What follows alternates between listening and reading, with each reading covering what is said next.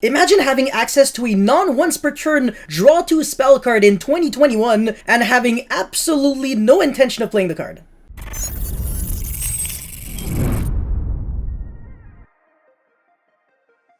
So the topic of today's video will be whether Pot of Avarice is a great, good, or too niche card to play in the current metagame. But before we get into this video, it is really important to smash the living marshmallow out of the like and subscribe button, and now let's jump right into it. So first of all, Pot of Avarice is a very simple spell card that just reads, target 5 monsters in your graveyard, that's the activation requirement, shuffle all 5 into the deck, then draw 2 cards. Before going any further, it is really important for me to clarify that if one of the 5 cards that you're targeting with Pot of Avarice gets, its location changed, so it gets DD Crowed, for example, not only will the Pot of Avarice will not shuffle anything back into the deck, but also you will not be drawing 2 cards. So in other words, you have to fully resolve the card at 100% and not just like 80-90%.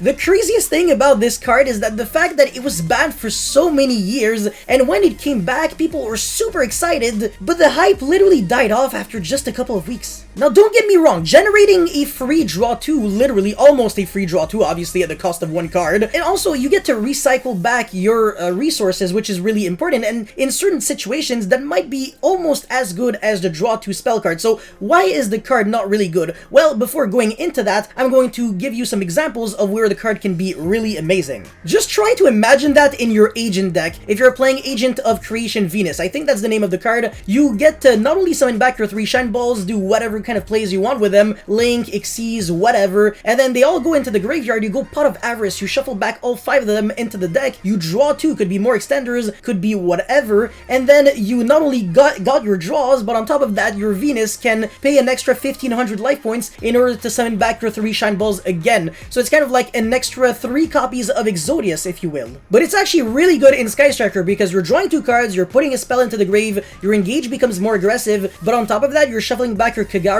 your Shizuku, your Hayate, whatever, your Kaina, all of your other cards that you want back into the deck, or extra deck, so you can actually have a better late game with your monsters. And in Zodiac, for example, this card can easily be used with any Zodiac monster because you can Xyz the 4 non-banned Zodiac Xyz monsters on top of 1 single monster in the extra monster zone, and then link it off for gravity controller, and that gives you exactly 5 monsters that you can shuffle back with Pot of Avarice. I have also seen some people play this in Shadal, where they could actually recycle back their Shadal monsters to have more fuel for Shadal Fusion, Construct, Squamata, etc., but I don't know if it's necessarily ideal. In Burning Abyss, it could actually also work as well if you're not playing a lot of spells or traps, but at the same time, if you're playing the trap heavy build, I think it's going to break more often than not. You're gonna want to maximize the amount of BA monsters or Tour Guide or Fiendish Rhino Warrior, whatever, so you always have a play instead of having a bunch of Pot of Avarice and trap cards that don't really do anything on turn 1. A little bit of an issue that I have with the card in that deck. Unfortunately, the requirement of having at least 5 monsters in the graveyard to activate this card is a little too hefty, and that might be the reason why some people are opting not to play the card, even if they technically inherently have the ability to get 5 monsters in the grave really fast. This card's not like Pot of Desires, Extravagance, or Duality where you can use it at any time, literally just to generate advantage so you could potentially get your play started from there. No, no, no. Pot of Avarice, if you don't really have a good hand, you're not going to be able to do anything at all,